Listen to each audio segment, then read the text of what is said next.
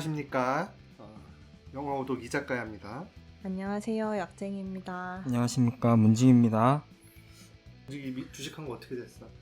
주식한 거? 안녕하십니까? 네. 안 보고 있습니다. 안 보고 적금 붙듯이. 적금 붙듯이 뭐에다 넣고 있어? 물타기 하시는 거예요? 적금 붙듯이 물타기. 테슬라만 사고 있습니다. 테슬라만? 네. 근데 지금 적금 붙듯이 걔는 환율이 너무 올라서 부담스럽잖아. 근데 뭐 한 달에 한 개 정도.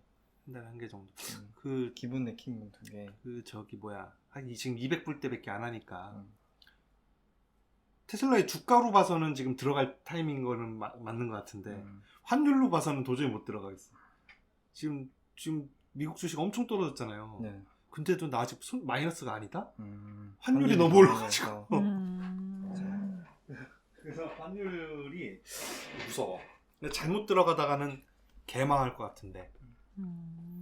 우리가 테슬라를 사는 이유가 뭐 약쟁이는 뭐 주식 안 하지만 약쟁이도 그런 불안감이 있잖아. 벼락거지가 돼간다. 작년에 한참 사람들 작년 재작년에 영끌 해가지고 집 살 때. 근데 지금도 내릴 거라는 기사만 있지 실질적으로 내리진 않지 않아요? 그 호가만 높은 거지. 네. 높게 유지되고 있지. 거래된 가격을 보면 30% 이상 적게 빠져 있어요. 그리고 그게 앞으로도 더 떨어. 하여튼 그런 두려움이 있잖아. 막. 그렇죠. 나만 벼락거지 되는 거 아닌가. 남들 투자해가지고 싹 올라가는데 그런 거를 지금 뒤늦게 그래서 그런 두려움 때문에 문지기도 뒤늦게 지금 테슬라 사는 거 아니야. 남들 그렇죠. 다 재미 다 본 다음에. 그렇죠. 예전에 내가 추천해준 거 못 샀다가 한번 폭망한 거.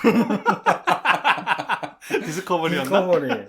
근데 그거 다시 올랐어. 뭐 올랐겠죠. 지금 엄청 회복했어. 하지만 네, 그때는 네. 최소 2년 보고 들어갑니다. 최소 2년.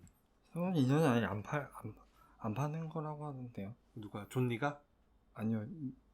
미국 주식 멘탈이 전부 다 그 유튜버가. 안 팔면은 뭐 1980년대인가?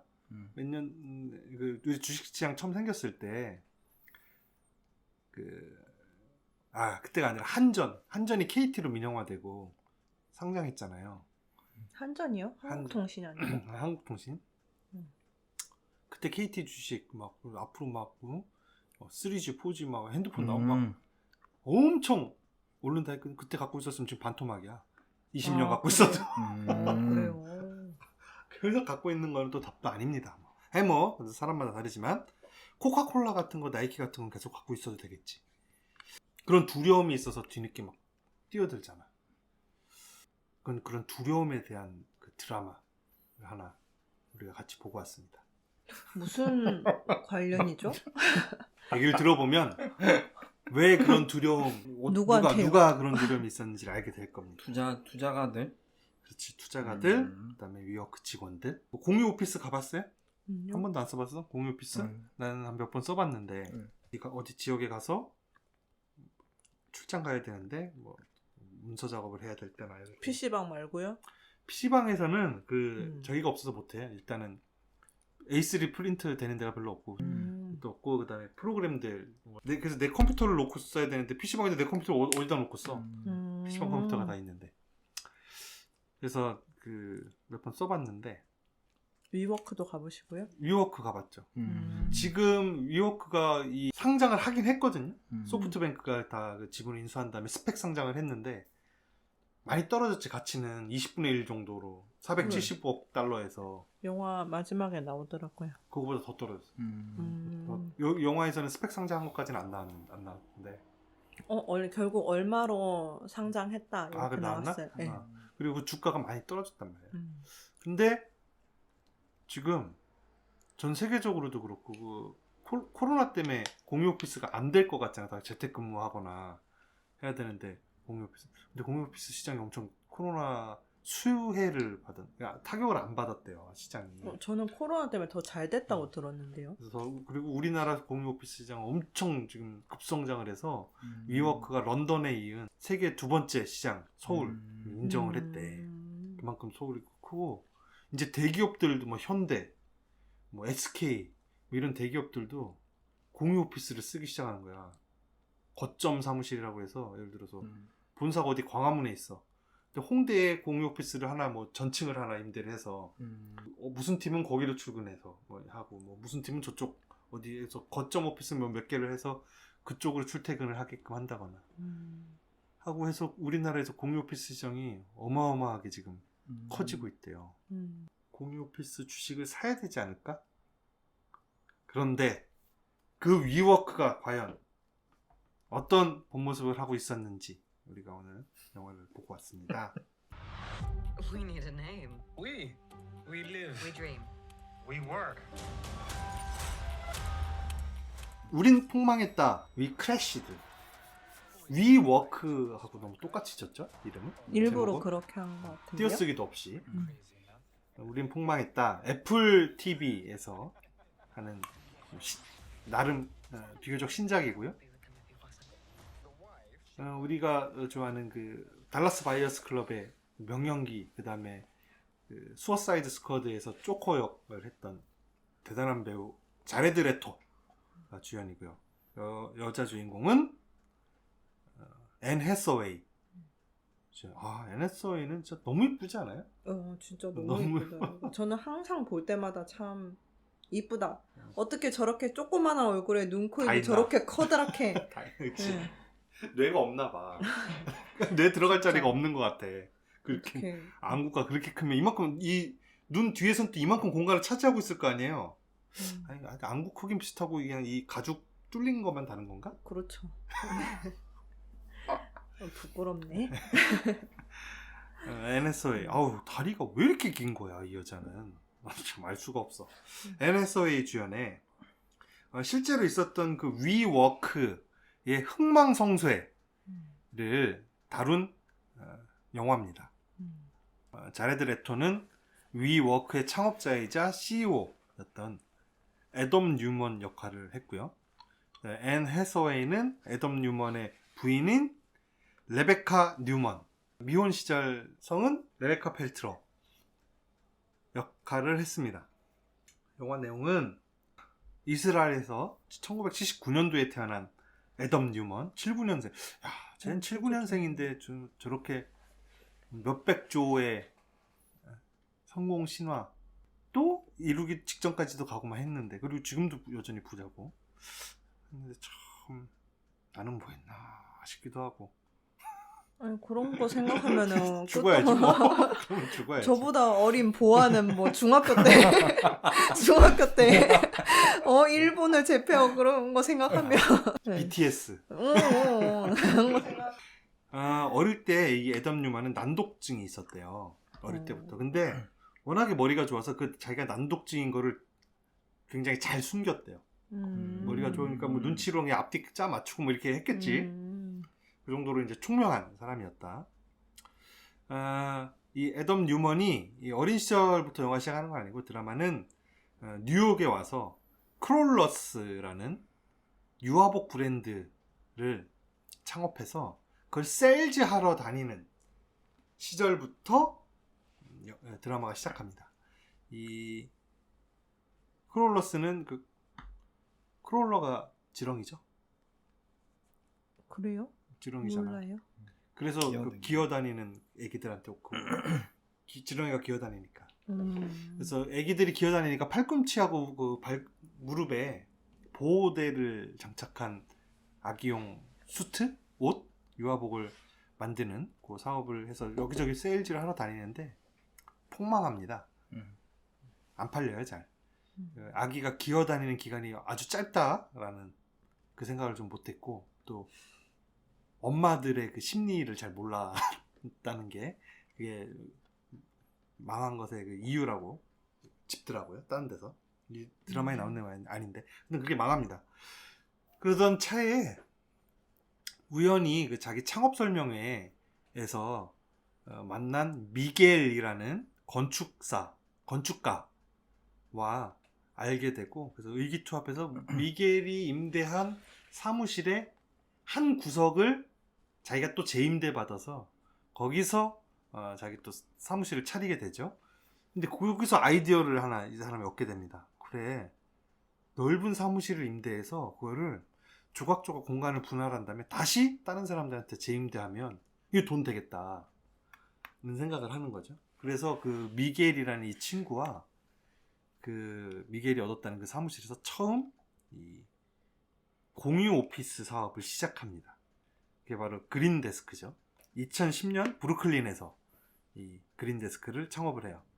나름 꽤 성공을 이룹니다. 그래서 그 높은 가격에 이 그린데스크를 다른 사업자들이 부동산 사업자들에게 매각을 하고 얘네들은 뉴욕 맨하튼으로 이제 진출을 하자 이거죠. 브루클린은 맨하튼에서 보기에는 약간 우리 지금 뭐 어느 정도 될까? 연희동, 연남동, 그리고 맨하탄은 강남, 여의도 이런 느낌이잖아요. 맨하튼 메인 스트림으로 들어가야겠다. 그래서 그 매각한 돈을 가지고 위워크를 설립해서 맨하튼에 1호점을 내죠. 그리고 이 애덤 뉴먼은 아주 그 특유의 매력이 있어요. 어떤 사람들에게 자기의 그 비전을 전달하고 그것에 대해서 추종하게 만드는 아주 신비로운 능력이 있는데 약간 허경영 같지 않아요? 말하는 게. 일론 머스크 같기도 해. 사실 일론 머스크가 간발의 차이로 사업에 실패했다면 똑같은 사람. 하여튼 그래서 여러 투자자들을 홀려서 굉장히 많은 돈을 투자받고 또 위워크에 고용하는 그 어떤 인재들에게도 자신의 비전을 보여주면서 초저임금의 초장시간 노동을 스스로 하게끔 만들며 아주 폭발적인 성장을 이뤄 나가죠. 그러다가 여기서도 등장합니다. 손정희가 소프트뱅크가 이 위워크 창업자인 아담 뉴만과 단 12분의 미팅을 한 후에 천문학적인 돈을 위워크에 또 투자를 하게 됩니다. 이러면서 이 전 세계로 지점을 확대하고 그리고 모든 부동산 업계를 통틀어서 최고의 자산 가치를 인정받는 비상장 기업이 돼요. 그러던 와중에 더 큰 성장을 하기 위해서는 그리고 돌아오는 부채 상환 만기 이 부채를 상환할 돈을 마련하기 위해서는 상장이 필요하다. 기업 공개를 해야 된다. 그런 필요를 느껴서 IPO를 준비하죠. IPO를 준비하는 과정 중에 이 애덤 뉴먼과 그 부인인 레베카 뉴먼이 저지른 사치와 도덕적 해이, 방만한 경영 등이 드러나면서 IPO에 실패합니다.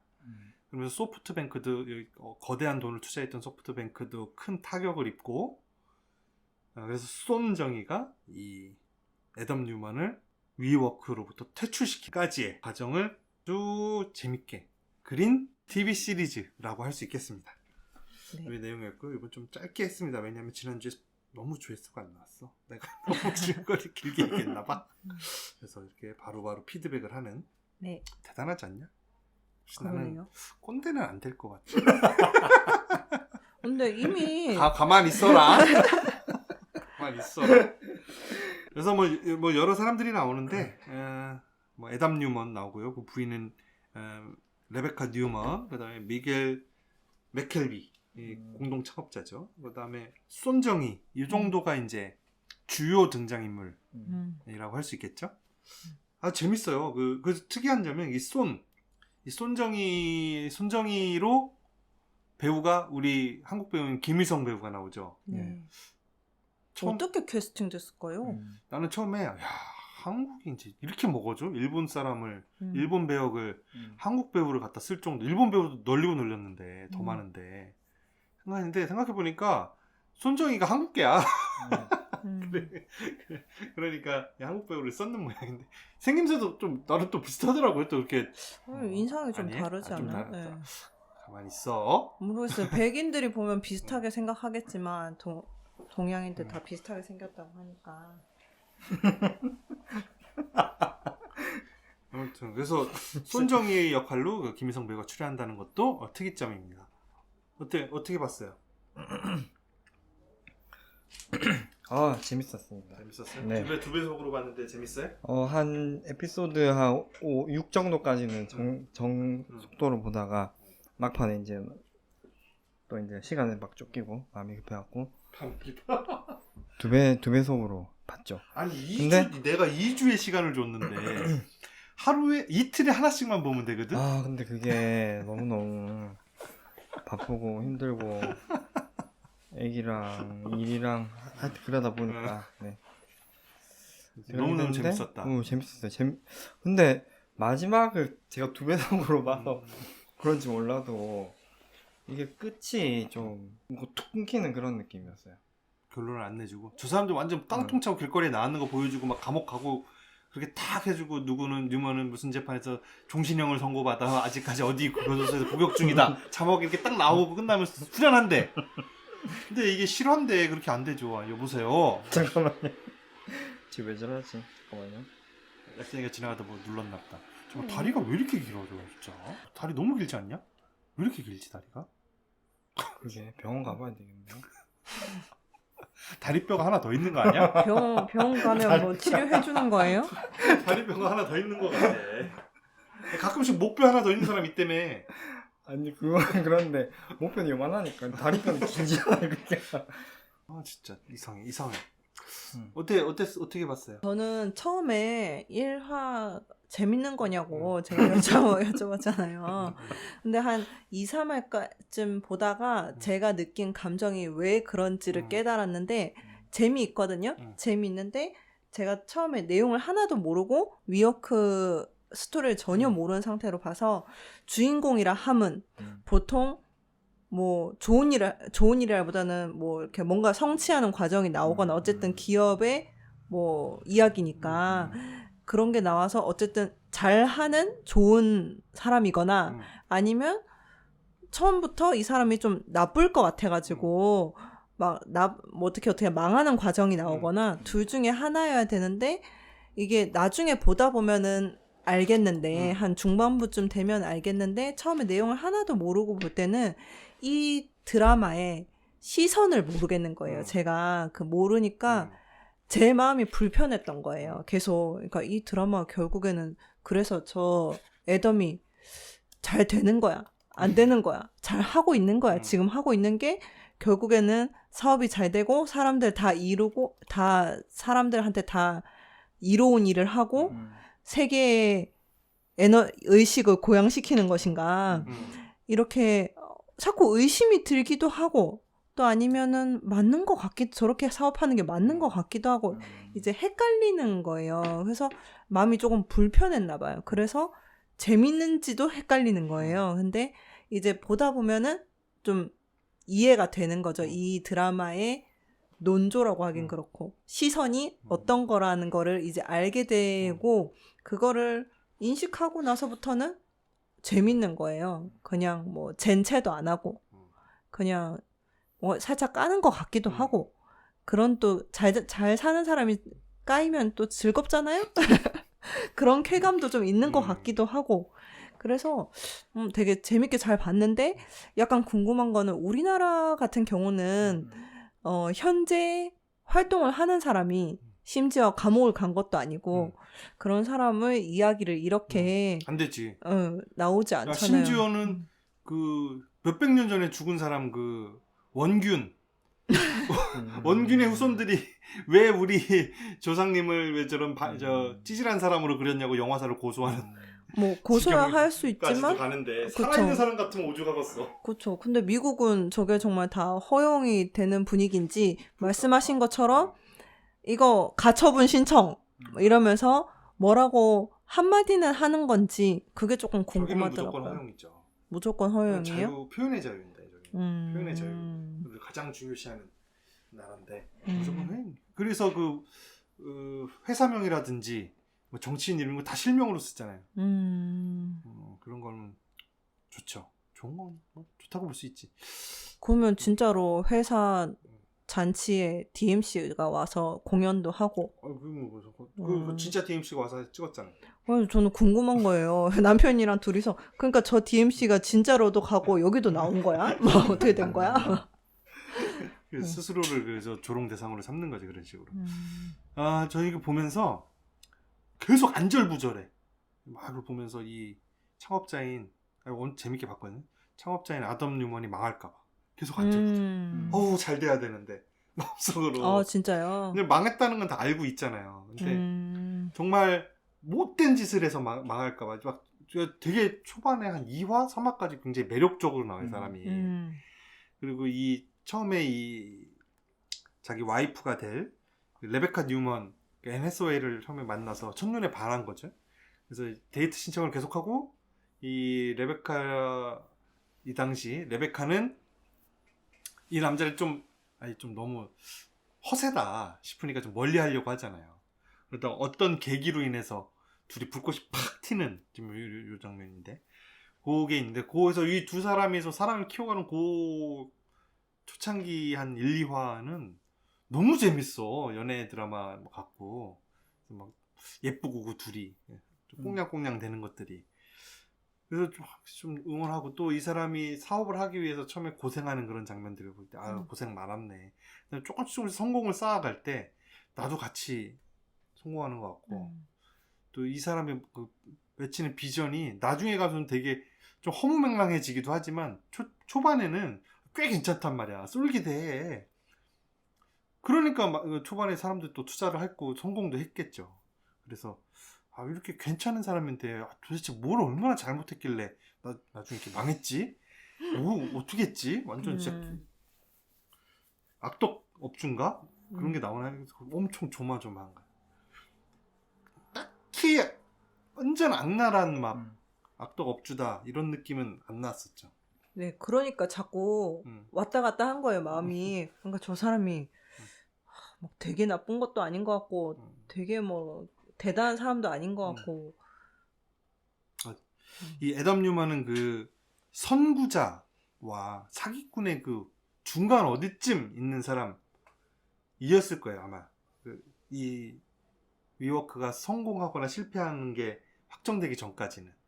슈레딩거의 고양이처럼 중첩된 상태로 선구자와 사기꾼이 중첩되어 있는 상태로 됐다가 이 위워크가 IPO에 실패하고 나서 사기꾼으로 정해져 버린 거죠. 난 그렇게 그런 느낌이 들어. 보면 볼수록 뭔가 응원을 하면서 보신 거네요. 보는 동안 저 나쁜 놈 사기꾼 이러면서 봤어요?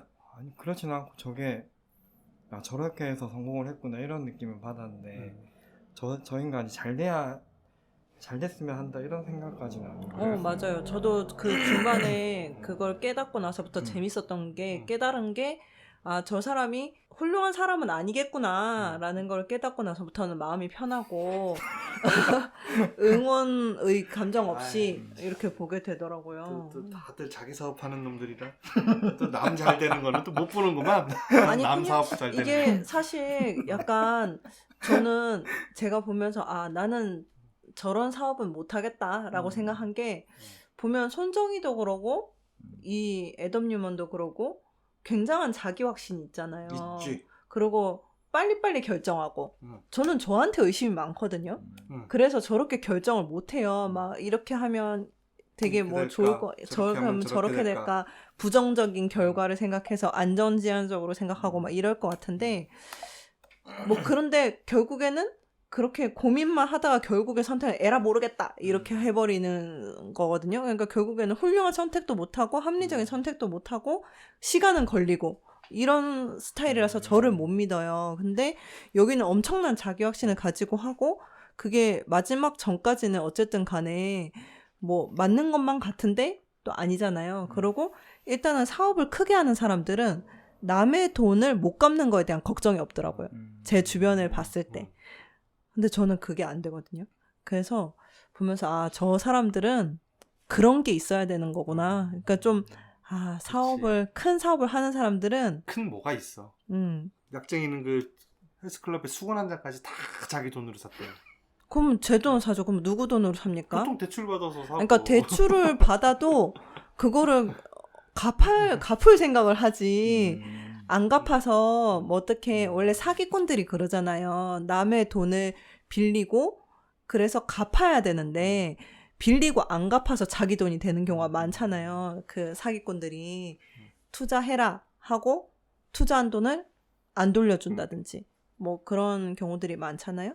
그래서 약간 그런 마인드로 시작을 하는 것 같아서 나중에 보다 보니까 자꾸 이제 돈은 빌리는데 그 돈으로 이걸 빨리 갚아서 투자자들에게 보은해야지 이런 마음은 하나도 없고 그냥 그 돈으로 자기 놀러 다니고 빨리 성장해야 더 덩치를 키워야 된다랑 음. 자기 사치를 부리는데 돈을 다 쓰죠. 네.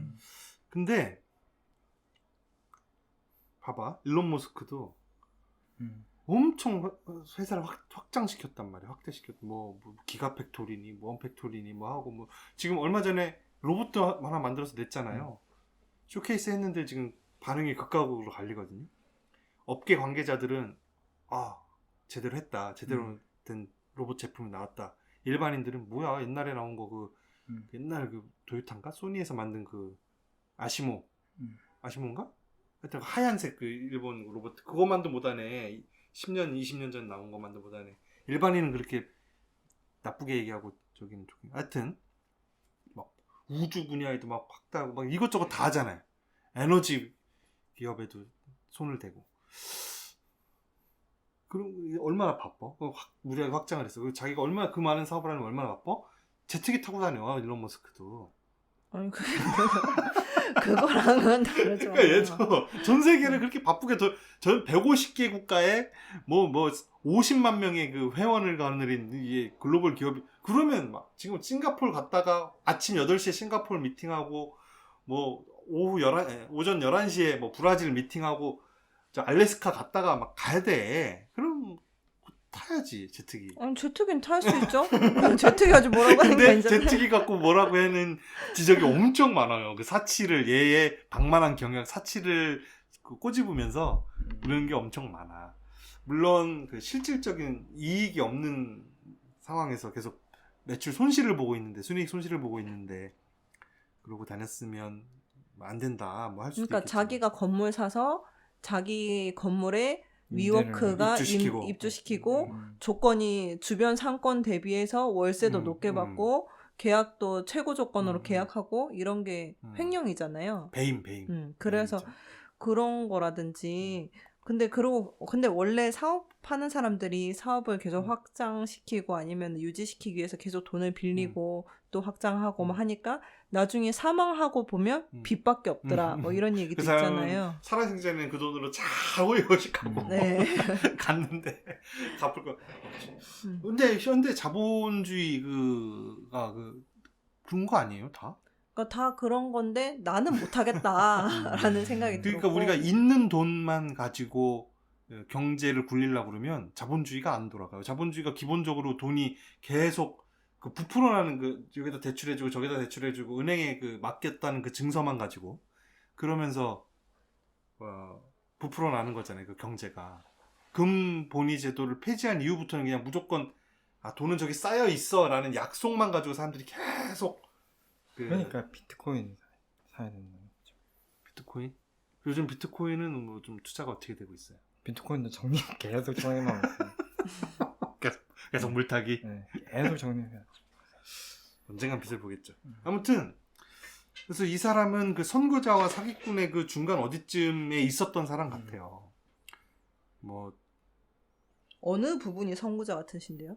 예를 들면 이 사람이 그 공유 오피스 이 사업이 나중에 너무 무리하게 가서 정말 허황되게 됐지만 나중에는 뭐 이 위워크로 전 세계의 고아를 다 없애고 화성까지 진출하겠다 뭐 그러니까 취지는 그런데 이런 허무맹랑까지 갔는데 근데 그 전에 어느 일정 단계까지는 이 인테리어를 굉장히 예쁘게 하고 그래서 일하고 싶은 공간 그러니까 사무실이라는 거 봐봐 지금 얼마나 이 괜찮아요 아레나 여기 두고 얼마나 이게 칙칙합니까? 장모님이 어제 식물도 갖다 놓고 그렇게 하셨는데 이게 괜찮아요. 누구 갖고 안 되는 거야 이게. 장모님도 들으셨나? 한 달간 대화 없는 거? 아니 여기 어쩐 도청기가 있었어 도청 그럴 수도 있겠다. 다리가 7시 왜 이렇게 긴 반에. 거야 다리가. 아무튼 진짜 병원 가야 되겠다. 그 예쁘게 너무나도 공간을 예쁘게 꾸며놔서 이 사람들이 타겟으로 하는 소비자층이 그 밀레니얼 세대들이었잖아요. 그러니까 저기에 가서 일하면 굉장히 힙한 느낌이 들고 또 자기 직원들한테도 어떤 비전을 심어주냐면 너네가 굉장히 파괴적 혁신 기업에서 아주 그 힙한 비즈니스에 종사하고 있는 사람들이다 라는 어떤 소속감 같은 걸 굉장히 잘 심어줘요. 그러니까 그런 게 어떻게 보면 리더십이지. 나는 우리 팀원을 되게 못 굴리거든. 잘 못 굴리는데 소속감 하면 삼성 아니에요? 그치, 마스 게임 하는 방법도 있고 여기처럼 뭐 서머 뭐 페스티벌 같은 거를 72시간 동안 직원들 다 어디 섬에 데리고 가가지고 막 대학교 축제처럼 막 하면서 너무 뭐 그런 식으로 소속감을 키워줄 수도 있고. 근데 따지고 보면 요즘 시대 정신에 누가 마스 게임으로 소속감을 한다 그러면 그거는 시대 정신이 좀 떨어진 거고 이게 훨씬 낫잖아요. 그런 거 보면은 굉장히 좀 자신의 비전 같은 거를 굉장히 설득력 있게 사람들에게 전달한다. 그리고 그 아이디어 자체도 이미 2010년대에도 미국의 공유 오피스는 꽤 있었대요. 근데 이런 식으로 그 대대적인 그 리모델링으로 너무 아주 예쁘게 꾸며서 그 일하고 싶은 공간을 만들게 되는, 그리고 그 안에서 그 공유하는 그 스페이스를 굉장히 넓게 써서 그 뭐 맥주바라든지 이런 걸 설치해서 사람들끼리의 그 네트워크를 모르는 타 업종의 사람들끼리 인맥을 넓힐 수 있게 만드는 그런 아이디어는 이제 이 위워크에서 이제 아마 처음으로 한 거겠죠. 그런 거를 봤을 때는 굉장히 좋은 아이디어 같아. 나중에 이 애덤 뉴만은 자기네들이 테크 기업 정도의 그 가치를 받아야 된다라고 주장을 하면서 자기네 테크 기업이다라고 이제 우기는 단계까지 가지만 그래봐야 부동산 기업이잖아요. 부동산 업인데 그 부동산 업의 테두리 안에서 움직일 때는 굉장히 잘했던 것 같아. 그러면 그 안에서는 나름 선지자였다고 볼 수 있을 것 같아요. 거길 넘어간 순간부터 별다른 테크도 없는데 테크 기업임을 자처하고 또 뭐 과도한 미상 뭐 위 리브 뭐 위 그로우 뭐 위 뭐도 있었어. 위 배달 위 호텔 뭐 별걸 뭐 다 하잖아요. 5만 가지를 하고 싶어 했죠. 아직 하진 않아. 그래서 막 칠판에다 쫙 해놨잖아. 이 위 리브가 뭔 줄 알아요? 뭐예요? 고시원인가요? 어떤 고시원 같은, 그러니까 네. 고시원이라 했던 아름다운 인테리어가 잘 돼 있는 도미토리를 하나 만들어요. 그 다음에 거기에 사람들을 입주시키는데 사무 공간이 아니라 생활 공간이야. 그래서 쉐어하우스인데 사람들을 입주시키는데 선발을 해. 힙한 사람들로만. 이력서 같은 거 다 받아갖고. 그래서 뭐 예술가나 아니면 뭐 굉장히 뭐 증권가나 이런 데서 뭐 유망한 뭐 젊은이 뭐 이런 사람들로만 이렇게 쭉 해서 거기 살게 해. 그러면 굉장히 뭐랄까 저 커뮤니티에 나도 들고 싶다라는 선망을 다른 사람들한테 줄 수 있을 거 아니에요. 좀 그런 컨셉의 도미토리야. 위리브 같은. 근데 컨셉은 나쁘진 않아. 그게 꼭 좋은 건지는 모르겠는데 나쁘진 않은 것 같아. 그런 걸로 봐서는 약간 선지자적인 느낌도 있고. 근데 사기꾼의 영역으로 가면 이제 아까도 말했지만 부동산 기업인 주제에 테크 기업인 척을 했다든지, 아까 약장이가 말한 것처럼 자기가 산 부동산을 자기 회사에 비싸게 임대한다든지, 또 위라는 저작권을 자기가 먼저 선점해서 회사에다 로열티를 받고 뭐 이런 식의 뭐 좀 약간 사기꾼적인 기질이 있었고, 또 위 그로우 같은 경우는 이 부인이 어느 날 자기 딸들을 입학시킬 사립학교를 찾다가 세계의 의식을 고양시킨다는 우리 위의 가치관과 부합되는 학교가 없어 라면서 자기가 새로 하나 만든 거잖아요. 그러면서 본인은 어떤 이 앞으로 지구를 위기에서 구원할 다음 세대들을 새로운 가치관으로 길러내는, 뭐 우린 교육기관이 아니라 어떤 평생 아이를 어린애서까지도 케어하는 어떤 뭐 라이프 스타일을 뭐 말로 표현도 못 하겠어. 그렇게 막 만져주는 뭐 어떤 그런 학교를 넘어서는 뭐 이런 거다라고 주장을 하는데, 사실은 고가의 사립학교였던 거일 뿐이거든요. 뭐 이런 거를 보면 이제 사기꾼의 영역인데, 근데 그것도 지금 망했으니까 그렇지. 이 허영이 잘 먹혀서 잘 됐으면 일론 머스크 되는 거 아니에요? 그러면 선지자잖아요. 허영만 갖고 사업이 되냐 한다면은 인스타그램이 이렇게 잘 되는 거 봐. 인스타그램 뭐 허영이 90 아니야? 허영이 90, 10%는 광고 아닙니까? 그런 거 보면은 뭐 꼭 허영만 가지고 사업을 한다고 해서 그게 사기꾼으로 못 박을 수 있는 건 아니지 않을까 하는 생각을 조심스럽게 한번 해봅니다. 그리고 이 아담 뉴먼의 그런 사기꾼과 선지자의 중간 지점 그 어딘가에 있었던 이 이유가 이 별다른 그 비즈니스 모델이 없던 위워크가 거대 테크 기업 정도의 가치를 평가받고 470억 달러 그럼 우리 돈으로 얼마입니까? 한 60조 되나요? 60조? 60조 원의 그렇게 큰 돈으로 평가받을 수 있었던 것도 이 아담 뉴먼의 그러한 기질, 선지자적인 느낌과 거기에 뻥을 그냥 팍 세게 넣는 그러니까 사람들도 야 이거 470억 정도는 되는 것 같아 라고 이렇게 평가를 할 수 있지 않았겠습니까? 아담 뉴먼이 여기서 보면은 이렇게 폭주 어느 순간부터 진짜 완전 폭주를 하는데 그게 그 계기가 손정희를 만난 이후부터잖아요. 손정희가 실제로 있었던 일인데 차 안에서 12분 딱 미팅을 했대요. 왜 그러냐면 이 사업에 대해서 일본에서 손정희가 이야기를 듣고 한번 그 너네 뉴욕 그 업체를 투어를 내가 한번 가겠다. 미국 갈 일이 있으니 하고 왔는데 마침 교통체증 때문에 너무 시간이 지체된 거야. 근데 손정희가 그 다음에 트럼프하고 미팅이 있었대. 여기 들렸다가 시간이 안 돼가지고 12분만 딱 만났대요. 근데 그 차 안에서 이런저런 대화를 하다가 손정희가 질문을 하죠. 미친놈하고 영리한 놈하고 싸우면 누가 이길 것 같으냐. 그러니까 애담 뉴먼이 미친놈이요 라고 대답을 하니까 아주 흡족한 미소를 지으면서 맞다 한번 더 미친 듯이 해봐라 하면서 한 몇 조를 투자를 결정을 그 자리에서 하잖아요. 그 돈을 받더니 얘가 그때부터 막 폭주를 하는 거야. 손정희 책임도 있다고. 아, 손정희 때문에. 그러니까 울고 싶은 애 뺨을 이런 느낌은 아니고 달리는 말에 날개를 달아준 격이지. 손정희와의 만남이 얘를 좀 더 폭주하게 만드는 저기 중에 하나가 아니었을까 뭐 그런 생각도 드네요.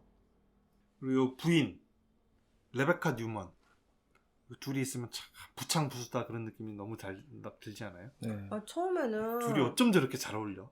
처음에는 레베카가 뭔가 의식도 있고 괜찮은 사람인 줄 알았거든요. 채식한다 그러고 동물의 네. 고통이 네. 그 사회 세상에 사업을 하는 게 아니라 세상의 의식을 높여야 된다 그러고 네, 뭐 뒤로 갈수록 더 또라이 같은 거예요. 그러면서 자기가 이 레베카는 그러니까 자기가 하고 싶은 거는 예를 들어서 하고 싶은 일에 비해서 자기의 현재 모습이 너무 불만족스러운 사람이에요. 그러니까 자기가 상정한 자신의 모습과 현실의 자신의 모습 사이의 괴리가 굉장히 커요. 원래는 기네스 펠트로 자기 사촌인 기네스 펠트로처럼 헐리우드에서 성공한 배우가 되고 싶어 하죠. 근데 연기력도 형편없고 뭐 해서 잘 안 돼. 그런데 맨날 어디 가서는 항상 그 기네스 펠트로와 굉장히 절친인 거, 뭐 사촌이긴 하지만 굉장히 절친이고 지금도 계속 연락을 하면서 자기도 계속 연기를 지금 뭐 캐스팅이 오는데 자기가 뭐 이런저런 사정 때문에 지금 잠깐 쉬고 있다 뭐 이런 식으로 자기 씨를 계속 포장하잖아요. 그러니까 자기 자의식이 현실의 자기하고 너무 동떨어져 있는 사람인 거예요. 남편한테도 높은 자의식에서 나오는 말은 계속 남편을 고양시키는 말을 해주는데 남편은 이 자기 부인에 대해서 굉장히 사로잡혀 있죠. 부인한테. 부인이 하는 말을 굉장히 잘 따르고 잘 맞아 둘이 또 코드가. 그래서 부인이 뭔 말을 하면 그걸 가서 막 인터뷰에 가서 막 얘기하고 자기 회사의 방향성을 삼아요. 또 세계의 의식을 고양시킨다. 뭐 그 외에도 여러 가지. 그러면서 이 애덤 뉴먼이 점점 성공가도를 달리면서 너무나도 높은 위치에 중요한 인물, 유명한 인물의 자리에 올라서니까 어느 순간부터 레베카가 박탈감을 느끼잖아요. 자기는 이제 가정주부인 것 같고 그냥 뭐 가정주부가 나쁜 건 아닌데 자기가 원한 건 그게 아니었으니까 자기도 유명인 셀럽이 되고 싶은데 그래서 무리하게 회사에서 한 자리를 차지하게 되고 남편이 또 선뜻 주죠. 그리고 한 사업 분야의 CEO로 위그로우라는 브랜드의 CEO로 또 앉히게 되고 무리하게 그런 여러 가지 과정을 거친단 말이에요. 나중에 가면 이 레베카가 자기가 계속 중요한 인물이고 싶어하는 그런 마음, 사회적인 성취를 이루고 싶다라는 이런 욕구 때문에 위워크의 초기 공동 창업자가 아니었잖아요. 이 여자는 이 아담 뉴먼하고 미겔하고 둘이 창업을 한 건데 공동 창업자들을 초대해서 인터뷰하는 자리에 꼭 이 여자가 껴요. 나중에는. 그래서 자기도 은근슬쩍 공동 창업자였던 거인 것처럼. 그래서 그 초창기 멤버였던 직원이 레베카 당신은 우리 창업할 때 없었잖아요. 이렇게 물으면 아니야 나 그때 있었어. 그래서 당연스럽게 거짓말하는 그런 장면도 이렇게 나오고 막 그래. 그래서 그런 거 보면은 이 두 사람이 너무너무 잘 어울려요. 시대에 빠져있을 때 이 사람이 이 한쪽에서 너무 그 허황된 말로 위로를 해주면 그걸로 에너지를 얻고 또 반대에서 그러면 또 반대쪽 사람이 또 똑같이 그러면 또 에너지를 얻고 하는 게 모든 조건이 이 사람이 그 사기꾼으로 가는 모든 주변 조건이 너무 완벽하게 잘 만들어 놓은 그 정밀한 시계 부품들처럼 하나하나 다 맞아떨어져서 이 사람이 사기꾼이 될 수밖에 없었던 피해자가 아닌가 하는 생각까지도 들 정도라니까요. 그리고 이때 그 시대적 상황, 그 경제적 상황도 2010년대 그 경제 위기, 리먼 브라더스 사태 그것 때문에 뉴욕 부동산 시장이 폭락을 했어요. 그래서 이 사람들이 적은 돈으로 굉장히 임대를 많이 할 수가 있었어. 만약에 지금처럼 비싼 상태라면 애덤 뉴먼은 저 하나 처음에 그 그린 데스크인가요? 그 네. 초창기에 만들었던 그거 임대도 못했을 거야. 돈이 비싸서. 그러면 사기꾼이 되지도 못했을 거라니까. 경제적 환경까지 이 사람이 사기꾼 시대가 만들어진 그러니까 시대가 만들어낸 괴물 아니냐. 거기에다가 또 이 사람한테 투자한 사람들은 뭘 겁내 두려워했냐면은 유니콘 기업을 우리가 또 못 알아보고 놓치는 거 아니냐. 구글이나 아마존, 테슬라, 애플 같은 이 유니콘 기업을 우리가 또 이거 못 보고 놓치는 거 아니야. 이거 조금 의심스럽긴 한데 제 말하는 거 보면 그럴 것 같아. 그래서 막 투자를 하는 거예요. 이거 나 벼락거지 될까 봐. 그래서 돈이 막 들어와. 자기가 뭐 말만 했더니 돈이 막 들어와. 사람들이 싸가지고 와서. 그러면 어떻게 안 해? 해야지. 우리 직원들도 니네 뭐 우리 좀 있으면 IPO 할 거니까 스톡 옵션으로 얼마 줄게. 그게 최소 너 몇 주 있어? 2,000주 있어? 한 100만 달러 이상 되겠네. 막 애들이 막 미치는 거야. 그 얘기 들은 애들이. 나는 가뜩이나 이런 힙한 데서 지금 스타트업이라서 좀 짓거릴 만한 연봉을 일하고 있지만 좀 있으면 우리 상장할 거고. 그리고 우리 봐봐. 이 산의 분위기 봐봐.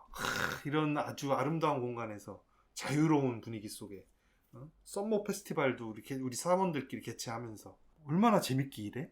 거기 사훈이 그거잖아요. 드디어 월요일이다. 아니 씨발 그런 게 어딨어. 월요일부터 월요병에 지금 다들 허덕이는데 드디어 월요일이다가 어딨어. 근데 애들이 그걸 믿어. 드디어 월요일이다. 야, 나 일하러 간다. 그리고 자기의 그 욕구. 여기 있으면 진짜 그 어떤 유니콘 기업에서 1억 천금을 얻게 되는 어떤 그런 스타트업 회사를 키운 초창기 직원이 될 수 있다. 그런 거에 그 사람들도 혹해서 존나게 일한 거 아닙니까? 여기 매달려가지고 좀 회사가 이상하게 돌아간다라는 거를 중간중간 여러 차례 신호가 있었음에도 불구하고. 그리고 어떤 직원은 그걸 계속 고민하죠. 스톡옵션 받아서 IPO가 며칠 날 예정이 돼 있다. 근데 내가 스톡옵션 받은 게 얼마가 된다. 돈을 환산해 보니까 어느 정도 돈이 들어오네. 그러니까 얘가 바로 그 명품 사이트 들어가서 자기 1년 연봉보다 비싼 백을 주문할까 말까 하다가 주문하잖아요. 걔네들도 다 똑같은 어떤 욕망 속에 있었던 거지. 그걸 똑같은 욕망으로 보면 너무 직원에 대한 그럼 이거 뺍시다. 이거 빼. 네, 아니 열정 페이 받고 이랬는데 그 정도는 바랄 수 있는 거 아니에요? 그래서 이 회사가 IPO에 실패하고 남은 피해자는 직원들 뿐이더라 라는 말을 하고 싶었습니다.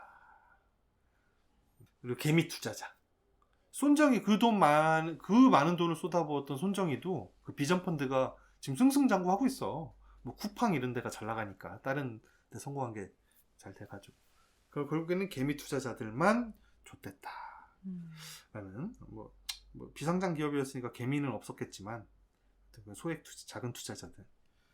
이 애담 뉴먼을 둘러싼 그 모든 여건들이 굉장히 사기꾼이 되기 십상인 그런 상황이 아니었나 뭐 그런 생각이 드네요. 여러분들에게 질문 하나 하겠습니다. 만약에 내가 저때 당시에 뉴욕에 있었던 어떤 뭐 일자리를 찾는 사회 초년생 아니면 뭐 주니어 레벨의 어떤 경력을 가진 사람이었다. 애덤 뉴먼 같은 사람이 나한테 같이 일해보자 라고 우리 회사 들어와라 취직해라 라고 하면 안 했을까요?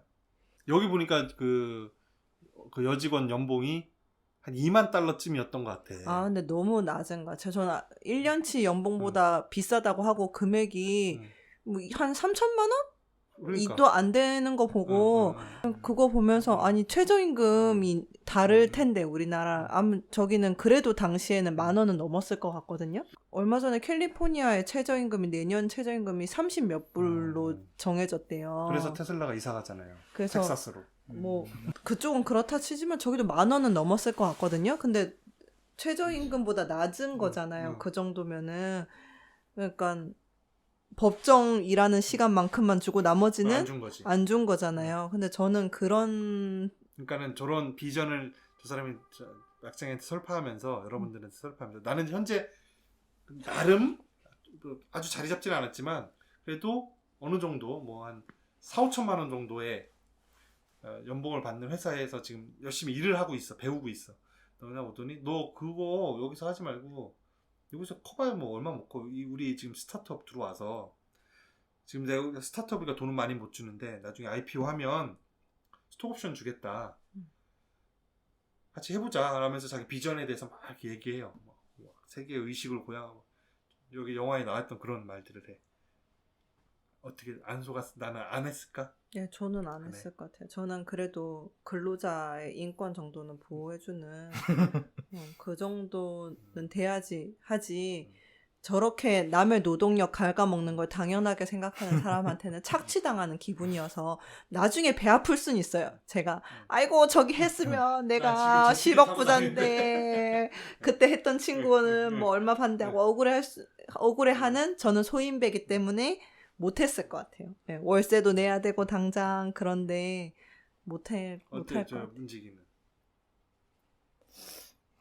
근데 저게 저 사람이 애덤 뉴먼이 뉴먼이 그 여기서도 막 어디 카페에서도 저거 직원을 채용하고 막 그렇게 하잖아요. 막 몇 마디 말 나누고. 근데 그 그런- 사람이 일을 엄청 잘하는 사람이야. 나중에 그래. 뭐 거의 중역급으로 사람 보는 눈은 이뜨구만.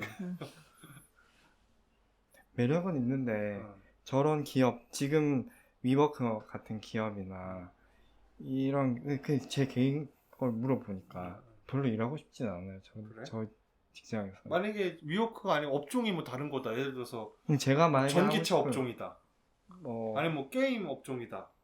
아니면 네이버 같은 뭐 이런 물론 데더라. 이제 업종의 뭐 어떤 미래나 이런 걸 보긴 하는데 내가 하고 싶은 일이면 돈을 좀 적게 받는다고 해도 하고 싶은 일이 뭔데요? 그리고 만들고 이렇게 하고 그리고 있어요. 만들고 네. 디자인 계열. 네. 그러니까 뭐 어떤 회사든 디자이너는 무조건 필요할 거란 말이야. 그게 디자인 회사가 아니더라도. 그래서 너 우리 나한테 회사 말해- 와서 디자인해라. 음. 좀 우리 그 인테리어 관련해서 뭐 디자인을 하든지 아니면 우리 회사의 그 로고라든지 이런 거 브랜드 디자인에 대해서 네가 총괄을 좀 해줘라 라는 그런 식의 이제 오퍼가 오는 거지. 그러면은 어떻게 했냐 이거야. 저 사람이 봐서는 반 사기꾼 같기도 하고 네. 지금 또 그 비전 멀리 내다보는 선지자 같기도 하고 이런 느낌이야. 근데 이런 오퍼가 왔어. 고민을 해볼 것 같아요, 근데. 이게 자유로울 수가 없다니까. 난 했을 것 같아. 저는 아예 그냥 빠른 너- 시간 내에 보상이 있다. 만약에 뭐 제가 최저임금 받고 일은 했지만 뭐 한 가지 성과 예를 들어서 상파울로에 지점이 내면 지점이 몇 개 그때라도 들어갈 때마다 뭐 뭐렇게 한다. 보너스라도 조금 던져주고 그러면은 그거 생각하면서 또 개같이 일하다가 한 그거 하나 성공하면 한 100만 원 던져주면 아이고 그러면서 또 100만 원 더 받자고 더 하고 이런 식으로 했을 수는 있을 것 같은데 언제가 될지 모르는 5년을 일을 했는데도 아직까지 상장을 못 해가지고 내 스톡옵션이 그럴 수도 점점 있지. 쌓이지만 행사는 못하는 상황이에요. 그럼 저는 5년까지 기다릴 수 있었을까? 내 성격상 못 기다렸을 것 같아. 그동안 손실난 거를 너무 아깝지만 그러고 나중에 또 상장하고 나면 엄청 배가 아프겠죠. 하지만 아이고야, 내 아이고 친구는. 내가 5년만 더 기다릴 걸 막 이럴 수는 있지만 노동력이 착취당하는 기분을 그렇게 오랫동안 저는 견디기는 힘들 것 같아요. 약간의 보상을 해주면 또 사람이 또 팔랑팔랑 하니까. 그러니까 약쟁이 같은 애들은 그거야. 그러니까 말 등에 올라타서 앞에다 이렇게 낚싯대로 당근 이렇게 눈앞에다 말이 그거 보면서 계속 걸어가는 말이 네, 있잖아. 그 정도의 보상은 있어야 되는데 한 번씩 그 당근을 입에 넣어줘야 돼. 그러면 괜찮지만 계속 앞에 매달기만 하고 뭐 진짜 심리박을 다니고 그러면은 안 되는 거죠. 한 오리쯤 갔을 때 한 입 먹여주고 그러면은 좀 버티기는 하지만 저는 심리가 몇 킬로인지 알아요? 4kg인가요? 그건 안 해요. 옛날 사람이라. 우리 서당에서 다 배웠거든요 옛날에. 그렇군요. 약쟁이나 어쨌든 나는 지금 당장 나의 그 어떤 안락함을 완전히 포기할 수는 없다. 그렇죠. 월세도 음, 내고 해야 되는데 자본이 없는데. 나는 해볼 것 같아. 한번 걸어볼 것 같아. 그리고 또 어떤 이런 미친 사람처럼 보이는 사람이 와서 근데 미래상에 이렇게 나한테 그려주고 하면은 내가 의논을 해서 내가 내가 약간 저 중에 한 명이에요. 그러면은 멤버가 되면 네, 그러면은 또 그 모르겠는데 스톡옵션 준다는 게 그런 의미지. 아니 근데 근데 저렇게 잡일시키고 오면서 잡일시키고 돈을 안 하면서 막 새벽 2시에 술 마시고 있는데 프린터가 안 돼 이러면서 막 뛰어오라고 하면은 그러면서 안 되죠. 저는. 뭐 그런 구체적인 그 에피소드는 당연히 누구나 다 싫어하는 거고 어쨌든 큰 틀에서 사기인지 비전인지 불분명한 거를 제안하는 천재인지 사기꾼인지도 좀 불분명한데 그런 제안이 왔을 때 그거에 응답할 거냐 말 거냐 하면 난 이 정도의 매력적인 캐릭터가 와서 그렇게 한다고 그러면은 나는 그냥 넘어갈 것 같아. 혹할 수는 있죠. 그러면은 만약에 저런 캐릭터가 와서 혹했어요? 몇 년 버틸 거라고 예상해요? 상장은 계속 안 돼. 2년 이상은 할 수 있어. 2년 2개월 이상. 2년. 2년 2개월 이상. 이제 군대라고 생각하고. 군대에서도 야 한 달에 3,000원 받으면서 2년 2개월을 했는데. 그거는 뭐 못 나와서 하는 거잖아요. 나올 수 아니, 있는데. 뭐 어쨌든 뭐 그 강제든 뭐든 일단 해봤잖아. 내가 해봤으니까 그만큼은 견딜 수 있을 것 같고 그리고 사실 재밌을 것 같아 일이. 그러니까 저 일이 재밌을 것 같다는 게 아니라 나한테 그 주어진 그 일이 그런 상황에서 하면은 나는 좀 재밌을 거. 처음엔 재밌겠죠. 그리고 진짜 그 성과 때문에 어떤 살아가는 사람도 있지만 비전 때문에 살아가는 사람도 있거든. 나는 성과가 더 중요하긴 한데. 근데 비전은 저기서 비전은 혼자 가지고 있는 비전이지 나머지 사람은 저 사람의 비전이 뭔지 몰라요. 세계의 의식을 고양시킨다고는 하는데 그러니까 다들 그 말은 다 해주는데 이해를 못. 뭔 소리야? 이러면서 하는데 왠지 뭐가 있는 것 같으니까 뭐가 있겠지 하고서 네. 스스로 이해했다고 자신을 속이는 지경에까지 다 간 것 같아. 지금 나도 그렇게 나를 속이면서 있을 수 있을 것 같아. 그러니까 만약에 최저임금 받고 그런데 진짜로 구체적으로 뭔가 세상에 도움이 되는 일을 한다. 그러면 또 이해는 되거든요.